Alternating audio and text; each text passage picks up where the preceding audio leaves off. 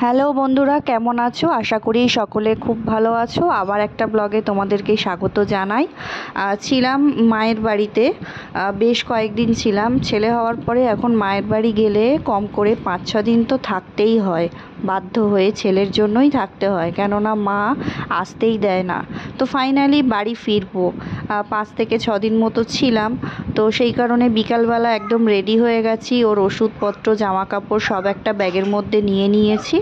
মা এদিকে ওকে একটুখানি দুধ বিস্কুট খাইয়ে দিচ্ছিল, বলল যখন যাচ্ছে আমি একটু খাইয়েই দিই, বিকাল হয়ে গেছে, ওর খাওয়ার সময়ও হয়ে গেছে। তাই ওকে অল্প কিছু রেডি করে আর কি, কপালে একটা টিপ আর একটা প্যান্ট পরিয়ে বসিয়ে রেখেছিলাম। খাওয়া হয়ে গেলে জামাটা পরবে।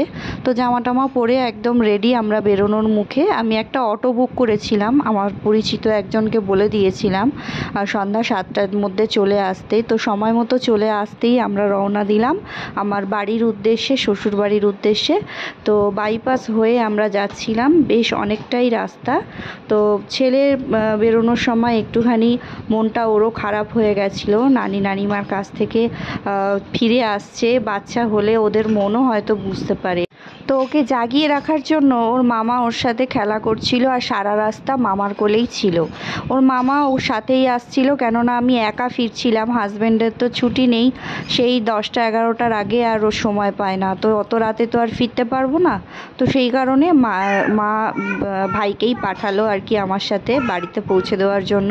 আর আমার বাড়ির ঠিক সামনে আলামিন হোটেল ছিল, ও বলল কিছু খাবার দাবার নিয়ে যাই, সন্ধ্যাবেলা যাচ্ছি যখন। তো সেই কারণে আলামিন থেকে আমরা কিছু খাবার দাবার কিনলাম, আমার ভাই কিনেছিল, আর আমি ছেলেকে নিয়ে অটোর মধ্যে চুপ করে বসেছিলাম। আর ওই জায়গাটায় এতটাই আলো ছিল যে আমার ছেলে আলোটার দিকে এক দৃষ্টি তাকিয়ে আছে, কিছুতেই চোখ ফেরাচ্ছিল না। আর ওর মামা যে ওই দোকানের মধ্যে গেছে ও ঠিক বুঝতে পেরেছে, ও সেই দিকে চুপটি করে তাকিয়েছিল বেশ অনেকক্ষণ। তো খাবার দাবার নিয়ে আমার ভাই চলে এসেছে। এবারে বাড়িতে আমরা পৌঁছে যাব, একদম কাছেই চলে এসেছি। তো এবার বাড়ি পৌঁছাতেই আমার ভাই নিয়েছিল একটু কাবাব, বেশি করেই এনেছিল, বলছিল ভাইয়ের জন্য, মানে আমার হাজব্যান্ডের জন্য একটুখানি রেখে দিতে। তো সেই কারণে আমি একটুখানি তুলে রেখেছিলাম পরে। তো 3টে রোল এনেছিল, মাংসের রোল আর তার সাথে কাবাব।